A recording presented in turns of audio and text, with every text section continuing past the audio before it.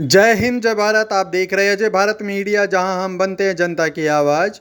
गुरुग्राम के अंदर एक बयार चल रही है हनुमान चालीसा की यह हवा चारों तरफ गुरुग्राम में बह रही है।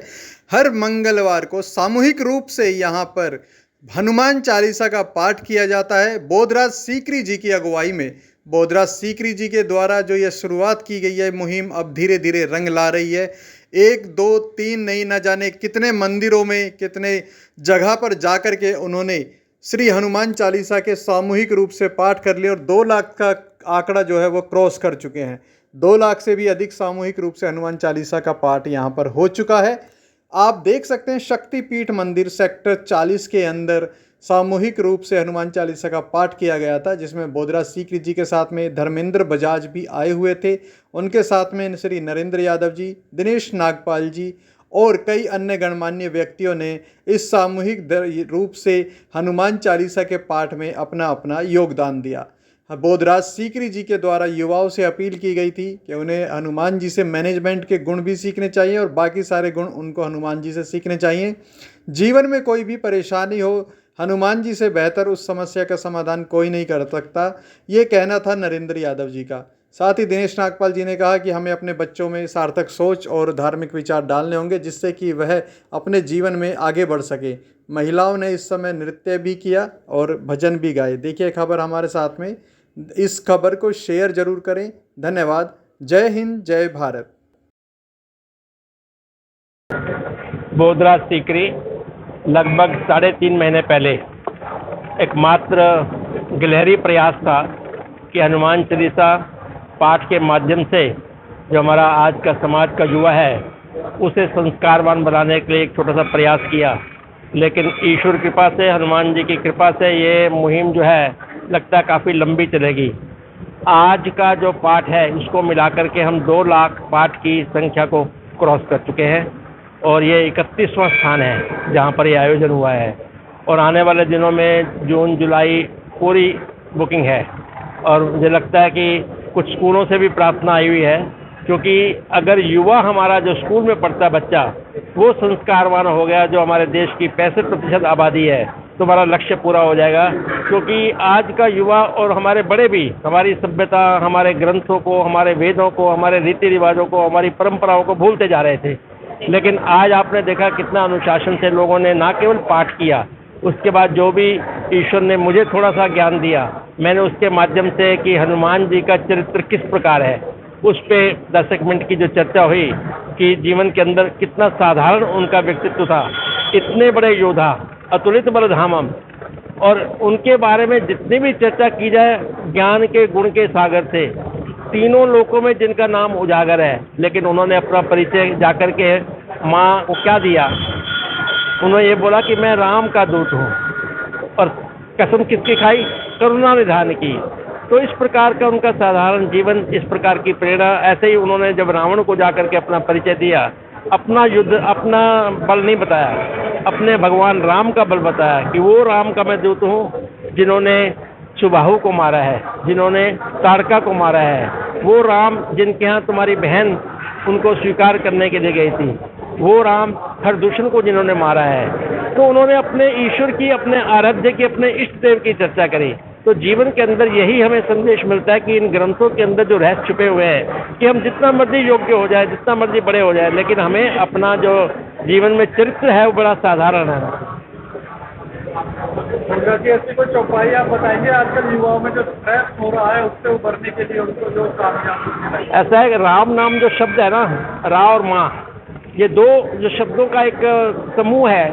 कहते हैं राम नाम सुंदर कर तारी। राम क्या है? कर कहते हैं हाथ को, और तारी बोलते ताली को। राम नाम रूपी एक ऐसी ताली है, राम नाम सुंदर कर तारी, संशय विहग उड़ावन हारी। विहग कहते पक्षी को। आपके मन के अंदर जो संशय रूपी पक्षी है उसको उड़ाने के लिए राम नाम रूपी ताली की जरूरत है। आगे लिखा है राम नाम के तेई अधिकारी, जिनके सत्संगत अति प्यारी। लेकिन राम नाम का अधिकारी वही है जिसको सत्संग प्यारा है। जो आज क्या था? यह सत्संग था, जहाँ सत्य की चर्चा हो, जहाँ सत्संग हो। सत्य का मतलब यही है, जहाँ सत्य की चर्चा, जो वास्तविकता है उसे हमने उजागर किया। तो इस प्रकार की चौपाइयों से यदि बच्चे इसका अध्ययन करें और उनकी गहराई में जाएं, इनका मंथन करें, तो बहुत गहरे संदेश मिलते हैं। मैं डॉक्टर अलका शर्मा हूँ और हनुमान चालीसा के लिए मैं यही संदेश दूंगी, ये हमें डिसिप्लिन सिखाता है। आपको कम समय के अंदर आप भगवान से जुड़ सकते हैं। बाकी कोई भी ग्रंथ या हम पूजा के लिए कोई भी माध्यम अगर चुनते हैं तो उसमें बहुत समय देना पड़ता है। इसके लिए हनुमान चालीसा के लिए आपके पास कोई एक्सक्यूज़ नहीं है कि हमारे पास समय नहीं है। तो ये 5 मिनट लगते हैं और हर कोई इसको आराम से कर सकता है। तो बच्चों को हनुमान चालीसा पढ़ने से पढ़ाई में भी सुधार होगा आपके अनुसार? डेफिनेटली।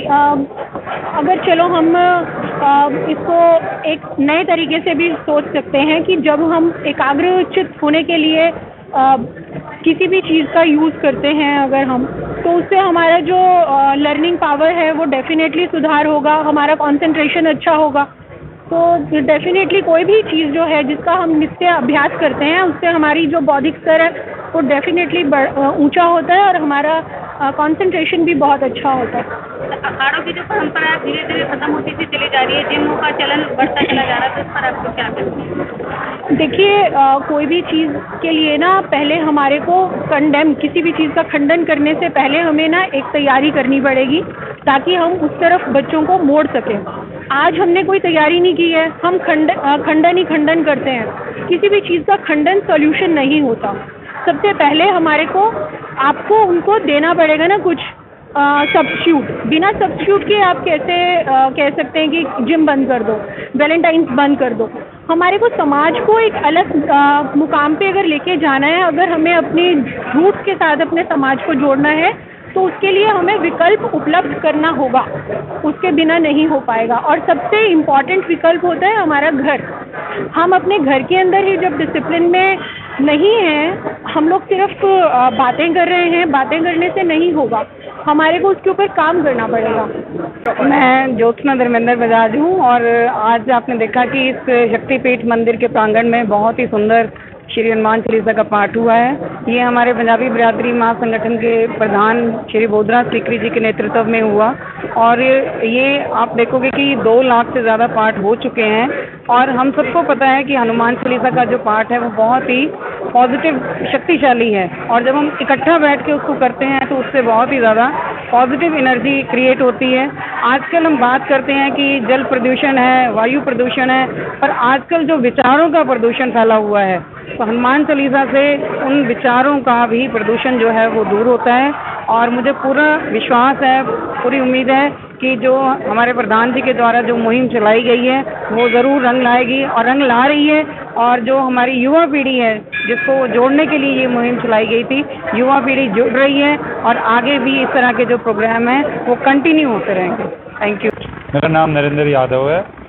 आज के कार्यक्रम में दिनेश नागपाल जी और हमारे पीके दत्ता जी ने इस कार्यक्रम में अपनी एक भूमिका निभाई थी, जिसको कि सीकरी साहब पूरे गुड़गांव में इस मुहिम को चला रहे हैं। इस बार का मंगलवार का कार्यक्रम हमारे द्वारा आयोजित किया जाना था, जिसमें आज हम सब लोगों ने मिलके हनुमान चालीसा का पाठ किया और इस कार्यक्रम में काफ़ी लोगों ने आज हिस्सा लिया। तो कैसी प्रेरणा मिली आपको ये हनुमान चालीसा की जो मुहिम चल रही है उसमें शामिल होना? अक्सर हमारे जो दोस्त हैं बोधराज सीकरी जी, इनसे डिस्कस होता था और जिस तरह से ये प्रोग्राम कर रहे थे, हम भी इन प्रोग्राम के बारे में सुनते थे और हमें भी लगा कि ये धर्म के प्रचार में एक बहुत महत्वपूर्ण कार्य है। आज की डेट में जहाँ बच्चों के अंदर संस्कार को लेके, वैल्यूज़ को लेके और अपनी पुरानी जितनी हमारे रामायण के पार्ट हैं जो हनुमान जी को लेके है, आज धर्म के लिए ज़रूर इस तरह की एक्टिविटी सबको करनी चाहिए।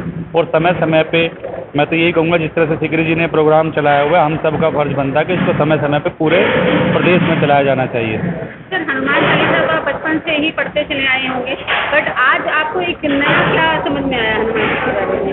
देखो, जिस तरह से ये कार्यक्रम इन्होंने किया है, मैं समझता हूँ कि इस तरह से हनुमान चालीसा तो हम लोगों ने बचपन से ही पढ़ते आए हैं, बचपन से हम लोगों ने पढ़ी भी है, याद भी किया, रामलीलाएँ भी देखी हैं।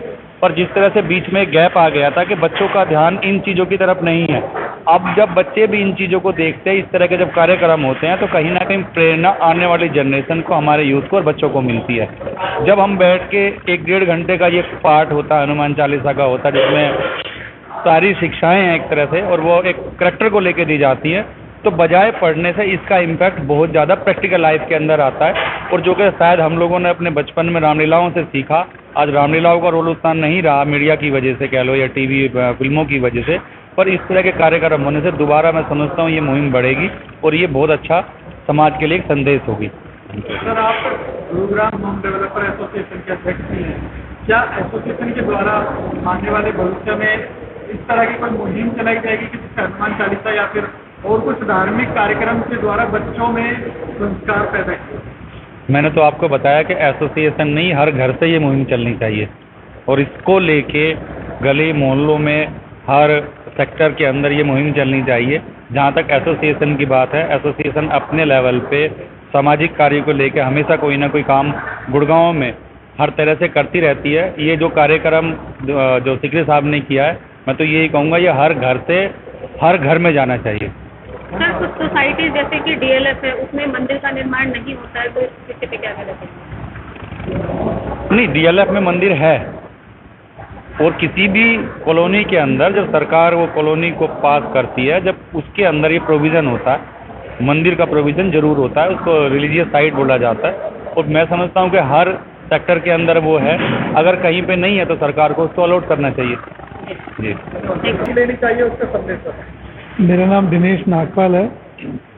बच्चों को हनुमान चालीसा से क्या बड़ों को भी सीख मिलती है। बच्चे तो सीखते ही हैं, बड़े भी सीखते हैं, और बच्चों को तो मैं तो कहता हूँ हर स्कूल में ये चीज़ें कंपलसरी होनी चाहिए, ताकि हमारे जो आज पिछले 25 सालों में हमारा जो समाज में विकृति आई है, उसमें सबसे बड़ा रोल यही है कि हम लोगों ने जो धर्म के प्रति जो चलन था हमारा, वो सब खत्म हो गया।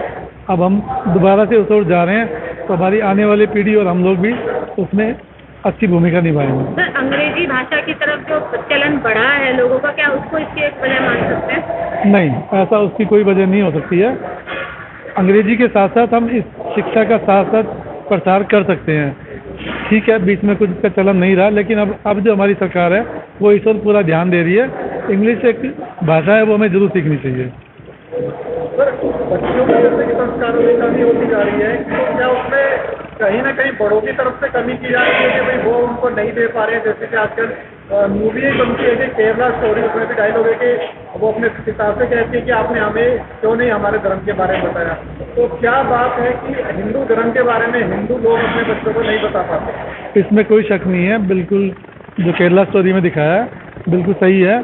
पिछले 25-30 सालों में मैं तो ये मानता हूँ कि हम लोगों ने जो हमारी पीढ़ी है, उसमें हमारी बहुत बड़ी भूमिका कहो या गलती कहो, हमने बच्चों को धर्म की ओर अग्रसर नहीं किया, जिसका खामियाजा हम आज भुगत रहे हैं। बच्चे आज नशे की ओर बहुत स्पीड से जा रहे हैं, जो हमारे पतन, समाज के पतन का बहुत बड़ा कारण है भी और होगा भी। सही। तो क्या मानते हैं आप, गुरुग्राम वासियों से क्या आपकी अपील है कि क्या किया जाए जिससे बच्चों में संस्कार आए, धर्म के प्रति उनकी रुचि भी आए? ये सब चीज़ें हमें स्कूल से स्टार्ट करनी चाहिए। स्कूलों से तो पेरेंट्स का तो रोल है ही है, लेकिन स्कूलों में भी इस शिक्षा का प्रसार होना चाहिए। बच्चे वहाँ से ज़्यादा अच्छा सीखते हैं। तो जैसे योगी सरकार ने संस्कृत जो है वो कंपलसरी कर दी, तो क्या ऐसा ही कुछ हरियाणा में भी होना चाहिए? होना चाहिए। संस्कृत तो हमारी मातृभाषा है, और उससे बच्चे बहुत सीखते भी हैं। ऐसा नहीं कि हम इंग्लिश छोड़ दें, इंग्लिश भी रखें और संस्कृत भी जरूर रखें। संस्कृत भी है, हिंदी भी है, हमें जरूर रखनी चाहिए। धन्यवाद सर आपके पास।